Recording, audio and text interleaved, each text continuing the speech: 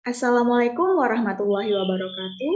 Perkenalkan, saya Imelda Agustin dari Prodi Sistem Informasi ruang R001 dengan NIM F1S1222002. Saya di sini akan menjelaskan materi terkait mata kuliah Dasar-Dasar Sains dan Teknologi yang diampu oleh Ibu Dewi Lestari, Eskom MSI. Materi-materi tersebut meliputi dari resume materi pertemuan kelima, pertemuan keenam, dan pertemuan ketujuh. Pertemuan kelima yaitu 4 macam pengetahuan, pertemuan keenam yaitu sifat kebenaran ilmiah dan presisi, dan pertemuan ketujuh adalah hukum dan teori ilmiah. Kita masuki ke materi pertemuan kelima yaitu 4 macam pengetahuan menurut Burhanuddin Salam. Menurut Burhanuddin Salam, pengetahuan itu dibagi menjadi 4, yaitu yang pertama pengetahuan biasa, yang berarti pengetahuan tentang hal-hal biasa ataupun pemahaman manusia akan suatu objek tertentu yang terdapat dalam kehidupan sehari-hari. Pengetahuan biasa ini biasa kita dapat dari common sense. Common sense diperoleh dari kehidupan sehari-hari, dari pengalaman sehari-hari. Yang kedua adalah pengetahuan ilmiah. Pengetahuan ilmiah adalah ilmu atau sains yang memperoleh pengetahuannya dengan menggunakan metode tertentu. Pengetahuan tersebut diperoleh melalui observasi, eksperimen, dan klasifikasi. Sebagai contoh, yaitu bumi berputar pada porosnya, air merupakan sumber atau unsur penting bagi manusia. Yang ketiga adalah pengetahuan filsafat. Pengetahuan filsafat adalah pengetahuan yang diperoleh dari pemikiran yang bersifat kontemplatif dan spekulatif. Contohnya, apa itu hakikat manusia, hakikat Tuhan, hakikat alam semesta, dan sebagainya.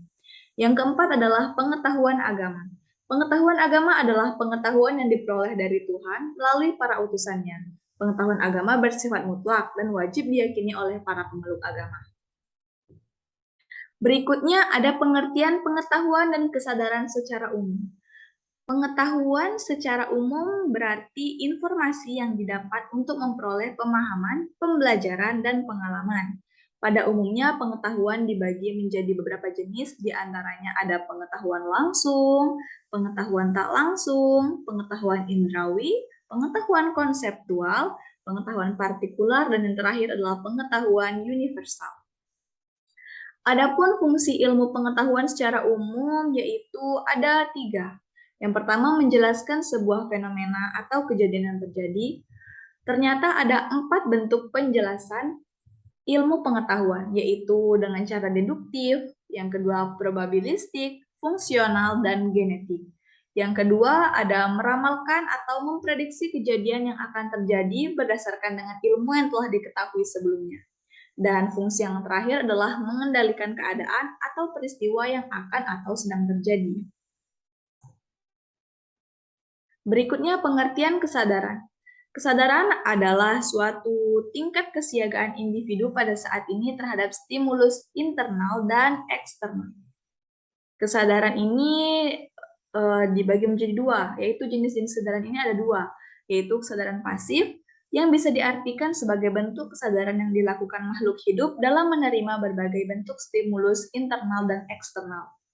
Yang kedua ada kesadaran aktif, yaitu kesadaran suatu bentuk kesadaran yang dialami makhluk hidup dalam kehidupannya yang mana ia selalu mencari, menelaah, dan menyeleksi pandangan yang ada. Di sini terdapat fungsi kesadaran. Yang pertama, dapat digunakan dalam membuat keputusan. Misalnya, kita bisa memutuskan untuk pergi ke suatu tempat atau tidak, untuk menolak atau menerima ajakan seseorang, dan lainnya. Yang kedua, dapat digunakan dalam mengarahkan atau mengendalikan tindakan merencanakan. Yang ketiga, dapat memantau perilaku. Dalam keadaan sadar, seseorang dapat menyiapkan diri bila menghadapi masalah dan mencari jalan keluar terhadap suatu masalah atau penyesuaian diri bila di lingkungan terasa asing. Itu merupakan contoh dari fungsi kesadaran, yaitu dapat memantau perilaku. Berikutnya ada pengertian dari skeptif, subjektif, dan relatif. Skeptis. Skeptis merupakan sikap meragukan kebenaran atau menangguhkan persetujuan atau penolakan. Skeptis ini berasal dari sifat skeptisisme. Skeptisisme sendiri dapat dibedakan menjadi dua, yaitu skeptisisme mutlak atau universal dan skeptisisme nisbi atau partikular. Skeptisisme mutlak ini adalah merupakan sikap yang secara mutlak mengingkari kemungkinan manusia untuk tahu dan memberi dasar pembenaran. Skeptisisme nisbi merupakan sikap tidak meragukan segalanya secara menyeluruh. Sikap skeptis ini merupakan varian yang hanya meragukan kemampuan manusia untuk tahu dengan pasti. Berikutnya, subjektif. Subjektif adalah sebuah pemikiran atau pernyataan yang berlandaskan pendapat atau perasaan orang yang mengungkapkannya. Dalam dunia ilmiah, sikap subjektif sangat dilarang karena akan mempengaruhi hasil penelitian ilmiahnya. Sebagai contohnya tentang kondisi kesehatan pasien yang dijenguk. Bisa disebutkan dia membaik karena menurut pemberi informasi, pasien sudah bisa berinteraksi dan tidak mengeluhkan sakitnya. Padahal itu bisa saja salah. Bisa saja pasien tersebut ternyata masih kritis. Yang selanjutnya adalah relatif. Relatif adalah sesuatu yang membutuhkan pembanding atau acuan untuk dapat menentukan nilainya. Pembanding diperlukan agar kata ini dapat disebutkan untuk sebuah perbandingan. Contohnya, jika saya menyebutkan harga cabai relatif mahal, saya harus menyebutkan harga cabai hari ini dibandingkan dengan harga cabai minggu lalu. Nah, hal tersebutlah yang bisa kita katakan relatif. Jika ada pembandingnya, maka hal tersebut bisa dikatakan relatif. Selanjutnya, sifat kebenaran ilmiah dan presisi. Kita masuk ke materi pertemuan. Menurut Kamus Besar Bahasa Indonesia atau KBBI, arti kata kebenaran adalah keadaan, hal, dan sebagainya yang cocok dengan keadaan hal yang sesungguhnya. Sedangkan arti kata ilmiah menurut KBBI adalah bersifat ilmu dan arti lainnya dari ilmiah adalah secara ilmu pengetahuan. Dari pengertian di atas dapat disimpulkan bahwa kebenaran ilmiah itu dapat diaktualisasikan atau dimanifestasikan dalam pengetahuan ilmiah. Atau dengan kata lain, suatu pengetahuan disebut ilmiah karena di dalam pengetahuan tersebut terdapat suatu kebenaran yang bersifat ilmiah. Berikutnya, apakah kebenaran ilmiah dapat dijadikan ilmu? Jawabannya, ya. Kebenaran ilmiah dapat dijadikan ilmu jika memenuhi 4 syarat yang terdiri dari objektif, metodologis, universal, dan sistematis. Dan pengetahuan yang memiliki dasar pembenaran, bersifat sistematis, dan bersifat intersubjektif, agar kebenaran ilmiah tidak dapat dipisahkan dari ilmu atau pengetahuan ilmiah. Berikutnya, bagaimana cara mendapatkan kebenaran ilmiah? Kira-kira gimana ya? Di sini ada jawabannya. Yaitu cara mendapatkan kebenaran ilmiah adalah dengan melakukan proses penelitian dan penalaran logika ilmiah. Kebenaran ilmiah ini dapat ditemukan dan diuji dengan pendekatan pragmatis, korespondensi, dan koheren. Apa saja sih hal-hal yang harus diperhatikan dalam kebenaran ilmiah? Kebenaran ilmiah sebagai kebijaksanaan memiliki artian apa yang dianggap benar haruslah bermanfaat, memajukan dan memiliki nilai positif menjadi prioritas utama. Tanggung jawab moral dalam kebenaran ilmiah sangat membantu peradaban manusia dari bidang kesehatan hingga teknologi, bahkan juga pada pendidikan. Akan tetapi, tidak sedikit orang yang melencengkan hal tersebut. Ya, kita masuki ke pengertian dan teori-teori kebenaran. Teori adalah serangkaian bagian atau variabel, definisi, dan dalil yang saling berhubungan yang menghadirkan sebuah pandangan sistematis mengenai fenomena dengan menghubungkan antar variabel, dengan maksud menjelaskan fenomena alamiah. Sedangkan kebenaran adalah persesuaian antara pengetahuan dan objek, bisa juga diartikan suatu pendapat atau perbuatan seseorang yang sesuai dengan atau tidak ditolak oleh orang lain dan tidak merugikan diri sendiri. Adapun teori-teori kebenaran sebagai berikut, ada banyak nih. Yang pertama ada teori koherensi atau konsistensi, yaitu teori ini adalah keruntutan pernyataan. Contohnya, semua segitiga mempunyai sudut yang berjumlah 180 derajat. Penggaris ini berbentuk segitiga, jadi jumlah sudut penggaris ini 180. Itu artinya runtut ya, berurutan. Yang kedua ada teori korespondensi, yaitu kebenaran adalah kesesuaian antara pernyataan dengan kenyataan. Contohnya, semua besi bila dipanaskan akan memuai. Benar kan? Kenyataannya memang seperti itu. Jika besi dipanaskan pasti akan memuai. Yang ketiga ada teori pragmatis. Menurut teori ini, sesuatu pernyataan atau pemikiran dikatakan benar apabila dapat mendatangkan manfaat atau kegunaan pada banyak orang. Contohnya, semua besi bila dipanaskan akan mempunyai kebenaran pragmatis bagi tukang pandai besi. Tapi, semua besi bila dipanaskan akan memuai, tidak memiliki kebenaran pragmatis bagi ibu rumah tangga. Benar bukan? Yang selanjutnya adalah teori performatif, yaitu teori yang menyatakan bahwa kebenaran diputuskan atau dikemukakan oleh pemegang otoritas tertentu. Misalnya, contohnya mengenai penetapan satu Syawal, itu pasti orang yang memiliki kekuasaan. Contohnya seperti MUI menetapkan satu Syawal pada tanggal sekian bulan sekian. Ya, selanjutnya adalah teori konsensus. Suatu pernyataan dikatakan benar apabila dihasilkan dari suatu konsensus bersama atau kesepakatan. Menurut Jürgen Habermas, konsensus harus memenuhi syarat, yaitu pertama keterpahaman, kedua diskusi atau wacana, yang ketiga ketulusan, yang keempat adalah otoritas. Selanjutnya ada teori kebenaran sintaksis. Teori kebenaran sintaksis ini berkembang di antara para filsuf analisa bahasa, seperti Friedrich Schleiermacher. Menurut teori ini, suatu pernyataan dianggap benar bila pernyataan itu mengikuti aturan sintaksis atau gramatika yang baku. Jadi harus baku aturan sintaksisnya. Selanjutnya ada teori kebenaran semantis. Menurut teori kebenaran semantis, suatu proposisi memiliki nilai benar ditinjau dari segi arti atau makna. Memiliki arti maksudnya menunjuk pada referensi atau kenyataan, juga memiliki arti yang bersifat definitif. Selanjutnya ada teori kebenaran non-deskripsi. Teori ini menjelaskan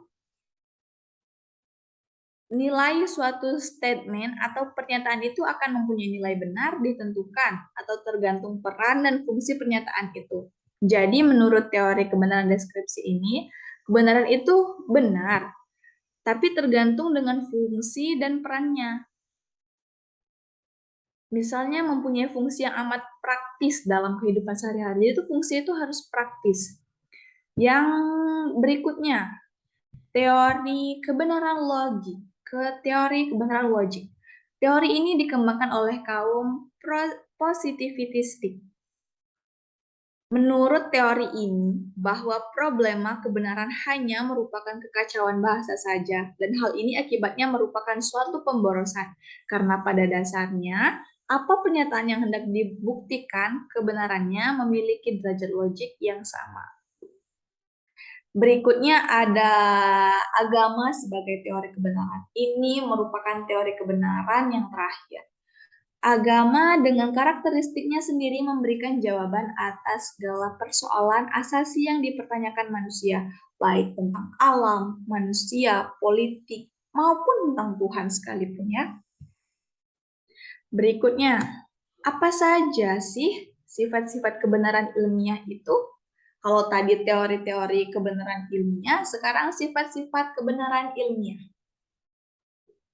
Sifat kebenaran ilmiah dibagi menjadi 3. Yang pertama, sifat kebenaran ilmiah yang rasional, logis. Kebenaran ilmiah selalu dicapai berdasarkan kesimpulan yang logis dan rasional dari proposisi atau premis-premis tertentu.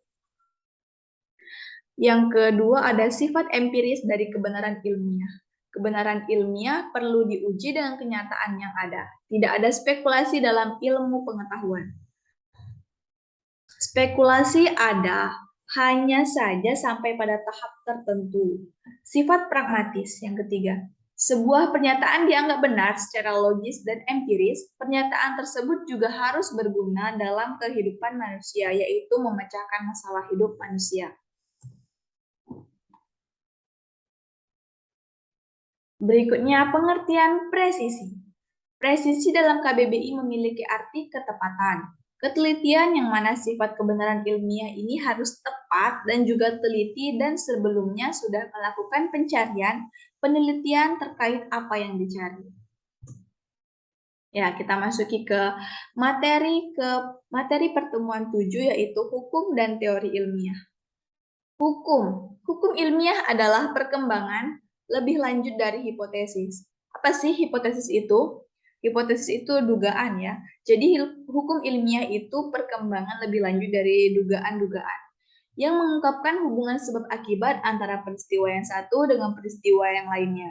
Artinya dalam bentuk hipotesis masih merupakan sebuah dugaan bahwa ada hubungan sebab akibat antara A dan B. Dalam bentuk hukum, hubungan sebab akibat itu terbukti benar. Sebaliknya, jika A dan B masih kadang-kadang saja, berarti hubungan A dan B merupakan hubungan hukum ilmiah. Teori ilmiah merupakan sebuah kumpulan pernyataan yang saling berhubungan dan didukung dengan baik, menjelaskan berbagai pengamatan dan dapat digunakan untuk membuat prediksi yang dapat diuji. Definisi ilmiah dari kata teori berbeda dengan pengertian kata teori secara umum. Secara umum, teori dapat berarti konjektur, opini atau spekulasi yang tidak mempunyai dasar-dasar fakta maupun prediksi yang dapat diuji kebenarannya. Selanjutnya, menurut Bill Newton Smith, telah mengidentifikasikan 8 ciri teori ilmiah yang mampu digunakan untuk memberikan penjelasan dengan baik. Yaitu pertama, observational nesting. Yang kedua ada fertility, yang ketiga track record, yang keempat inter-theory support, yang kelima smoothness, yang keenam internal consistency, yang ketujuh ada compatibility with well-grounded metaphysical beliefs, dan yang terakhir adalah simplicity. Lalu bagaimana sih terbentuknya hukum ilmiah itu? Dilihat melalui garis historis, hukum sains dapat diilhami berdasarkan suatu percobaan secara ilmiah. Hukum tersebut bisa dibuat atas dasar konsep yang kritis atau dengan sesuatu kondisi coba-coba, bahkan atas sesuatu ketidaksengajaan atau kebetulan. Tetapi dalam hal kepastiannya, hukum tidak sama dengan hipotesis. Tidak ada hukum yang lahir secara tiba-tiba tanpa adanya hukum lain yang mendukung. Jadi meskipun hukum itu dibuat karena kondisi yang kebetulan atau tidak sengaja, hukum itu tidak sama dengan hipotesis. Hukum itu sifatnya mutlak. Sedangkan hipotesis itu masih dugaan. Berikutnya, teori hukum. Hukum dengan filsafat hukum, ilmu hukum, hukum normatif, dan hukum positif. Ada yang menyamakan antara filsafat hukum dengan teori hukum. Menurut Imre Lakatos, teori adalah hasil pemikiran yang tidak akan musnah dan hilang begitu saja.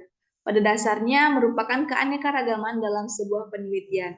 Teori di sini berisi 1. Memahkotai sistem, 2. Terdiri atas hukum-hukum ilmiah, 3. Pernyataan umum yang memuat hubungan antara fakta atau gejala.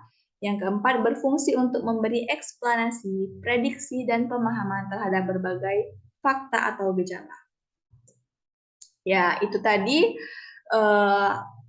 penjelasan secara singkat materi dasar-dasar sains dan teknologi dari pertemuan 5, 6, dan 7.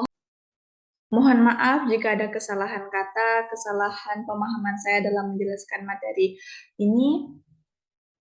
Saya akhiri, wassalamualaikum warahmatullahi wabarakatuh.